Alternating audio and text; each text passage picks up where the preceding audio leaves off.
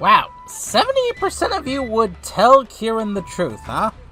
Honestly, so would I. And I think if we had just been honest from the start, Kieran might not have turned out to be the psycho he seems to be becoming that will have to bop him down in the indigo disc. But this raises a question. Would telling the truth really have changed anything? That's why I replayed most of Teal Mask to find out. Rolling intro in 5, 4, 3, 2, 1. Is there more to us than the words we say? The games we play? Can we know that we're not dreaming? I decided to make this video because I was curious about how much of his character might change if during a pivotal point in the story, we instead of being told and not given the option to tell him the truth, we instead told him the truth. You know, like in a real RPG where we have a choice that impacts the story, however slightly. But I digress. During a particular point, Kieran asks you what you and his sister were talking about. Your choices are to either lie to him or lie to him. And from this point forward, Kieran goes full-on psychopath and starts spiraling downward mentally, becoming more shut in, more emotionally unstable, and lashing out when he just can't take it anymore. From the start, Kieran is shy, a little nervous about expressing himself, and basically isn't keen on opening up his shell anytime soon. So Carmine has to do most of the talking and getting him to open up his shell. Sometimes a bit too aggressively, and this sisterly aggression goes a bit too far sometimes, pushing him further into his shell and not wanting to open up. Throughout the opening act of the Teal Mask, Kieran goes from super shy, few on words, and not really confident, to being more open and more confident in himself. When we partner up with him, he hasn't much to say, but when he gets into the subject he's really into, he really opens up and is more expressive, specifically with the folk tale of the Ogre and the Loyal Three. When he talks about the Ogre, he tries to show a more positive side to the Ogre, as everyone only ever refers to it as a mean creature that wrought havoc on the village and caused trouble. But he spins the tale differently, saying that it was cool how it battled against the Loyal Three together, all by itself. After taking a picture, he starts to really open up more to you, starting to view you as a friend, asking if you want to do stuff together, like eat lunch or hang out, eating a sandwich perhaps. Hey, what the?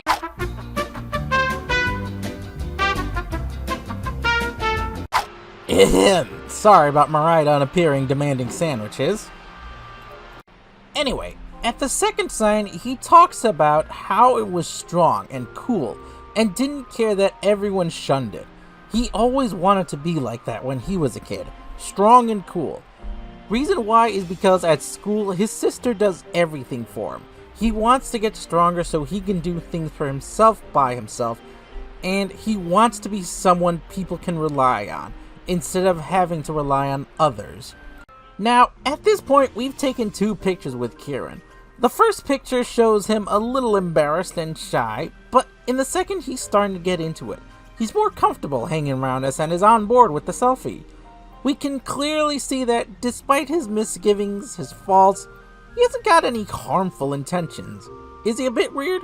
Yes. But you'd be a little on the weird side too if your sister constantly goes psycho on you when you call her something like a dummy one second and then acts all sweet like an innocent angel the next second. This is probably because we're the first person he can openly trust sharing what he likes and shares what he enjoys doing. Even buying us a candy apple using his own pocket money. By the time the Festival of Masks starts, Kieran is obviously in the friend mindset with us, trusting us and liking us as pals, and wants to show us around. However, as the festival continues, we encounter the ogre that he's liked so much and wants to meet. And Ogerpon is just enjoying the festival off by herself. She's friendly towards us instantly, but the second Carmine comes into the picture, she starts to run off as if afraid. When Ogerpon loses her mask trying to do a sweet back jump, we try to return it then and there, but Ogerpon is still so afraid of both Carmine and now losing her mask, unable to hide herself any longer, that she just runs away. You can even tell that she wanted to go back down the stairs to reclaim her mask when we hold it out to her. But Carmine being there, again, just scares her away. Let me just say here that Carmine had no hostile intentions. At no point until after Ogerpon flees does Carmine say anything about the ogre. Carmine may have been a bit forward with her, warning about the mountain being dangerous and to come back, but her intentions were honest. She didn't want anything to happen to Ogerpon. And again, she didn't realize that was the ogre until after she flees. But Ogerpon has probably spent her whole life afraid of the villagers and the people from it. And Carmine is from the village, so she flees instead of trusting us and reclaiming her mask. The reason why she didn't run from us was because just like her and her lost friend, we are a foreigner. So she probably trusted us since we weren't hostile toward her at first sight. Sound familiar? Kieran is like the ogre. He's shy and afraid to be himself around the villagers, but with us he can be himself and not be afraid.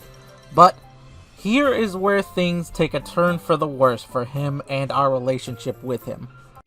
After taking the mask and going to Carmine's home, Kieran greets us with a cheery good morning. Notice the wording. Most people only use shortened versions of words with people they are friendly towards. Otherwise, in most places, you'd say the full word like, "Have a good day," instead of, "Have a good day." He asks us to see the last sign. Nothing suspicious, he just wants to hang out with us. But Carmine does her usual Carmine routine with him, and tells him to get lost. She's trying to cover up her intentions, but while her intentions are honest, are being done the wrong way. He even says so. He's more confident now to speak his mind thanks to us, calling her out for being a jerk by taking his one friend that he made from him. And after being told the story, we find out Kieran is paying close attention and listening. And then when we go to meet him, we again come to the moment where everything changes for him and our relationship with him. If we lie to him, the trust we built up with him that he put in us gets shattered, as he can't believe you'd lie to him about something that he trusted you with. You knew he wanted to meet the ogre. You knew how much he likes it. He shared that information with you because you didn't judge him like his sister or the villagers. And then, finding out the truth, not from you, but for himself, and then lying to him, sends him down the dark road where he becomes more mentally unstable. Even when his grandpa and sister know the truth, he can't trust anyone because nobody trusts him with the truth. He calls you a liar, he reacts to you coldly, he becomes more aggressive. At the third sign, he tries to act all normal, but the cracks in his mask are showing. First, it's him saying, "This time I'll win," instead of the previous time where he wanted to battle you, to measure how strong he is compared to you. He berates himself constantly, hating himself for being weak. He hurts himself more than your Pokemon could ever hurt his team. Even when you're taking a picture with him, it's obvious that whatever bond of friendship between you two is being strained to the limits. After the battle, he says he wants to read the sign to get it over with. He talks about the ogre, yes, but whatever you say, he doesn't get excited about it like before. And when you finally take the picture with him, he clearly does not care about it like the previous two. The next time we meet him, he doesn't even acknowledge us. He becomes extremely distant, apathetic, and the next time we meet him afterward, he's stolen the teal mask. At this point, he's just lashing out angrily. He tells you that you two knew the truth and lied to him, painting an image in his own head that makes it seem like you were laughing and mocking him. He says so himself. He knows it's wrong, but he just can't hand the mask over to you. Even after being defeated, he again lashes out. but most of his steam has run its course by this point, and all he does is punch some stone. For the rest of the story, he acts out a little bit, but not nearly as seriously as he does here when he acts out so irrationally that even he admits it doesn't make sense. And here is where I finally return to that moment where we lied to him and asked, what if we had told the truth? If, despite what Carmine says, we instead admit that we saw the ogre and even talked to it, how would he have acted? And especially told him the truth about the story, explained it to him, how would he respond? I think that if we stayed true to his friendship with us, he probably would have responded more positively.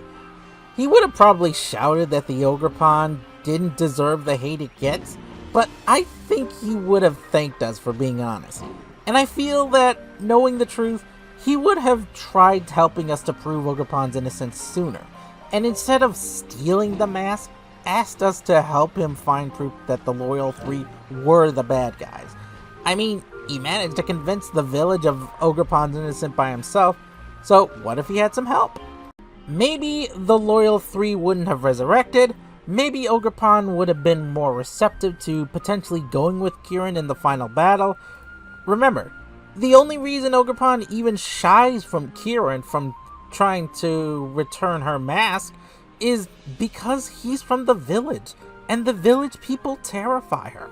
But when we offer the mask, she accepts instantly. In Ogerpon's mind, she has almost no knowledge that he was trying to help her outside of telling the village the truth about her story. But we went around, bopping the Loyal Three, reclaiming her masks, and saving her in her darkest hour. As far as Ogerpon's role in Kieran's downfall, she was the symbol of his adoration. He liked the ogre in the story, but she warms up to us first because we're foreigners. She warms up to us further because we come to her rescue when the Loyal Three are hurting her. And when we battle the Loyal Three for her mask, she cheers us on. And at the end, she wants to join us on our journey because she trusts us most of all. So for Kieran, all of these things stacked one on top of another, that he felt he had no hope with Ogerpon despite all of his efforts. For Kieran, being the only person in the village who didn't know the truth, who didn't hate the ogre despite countless generations of telling the story, losing out on first meeting the ogre, then losing out on being its first friend, and finally losing out on the ogre wanting to stay with someone else, especially a foreigner, his first friend, cut into him deeply. Deeper than most people realize, I feel. But all of this was only magnified by the fact that we lied to him. We kept on lying to him, and still had the gall to pretend to be friendly to him, and treat him like before. If we had told him the truth from the start, I don't think he would have turned out the way he did by the end of the story. Personally, I would have told him the truth. But what about you? Tell me down below, would you have told him the truth or kept to the lie if given the choice? I'll see you all next time. Like, comment, subscribe, do all the things you feel like you want to do. And until then, I don't know. Have a good day. Bye-bye!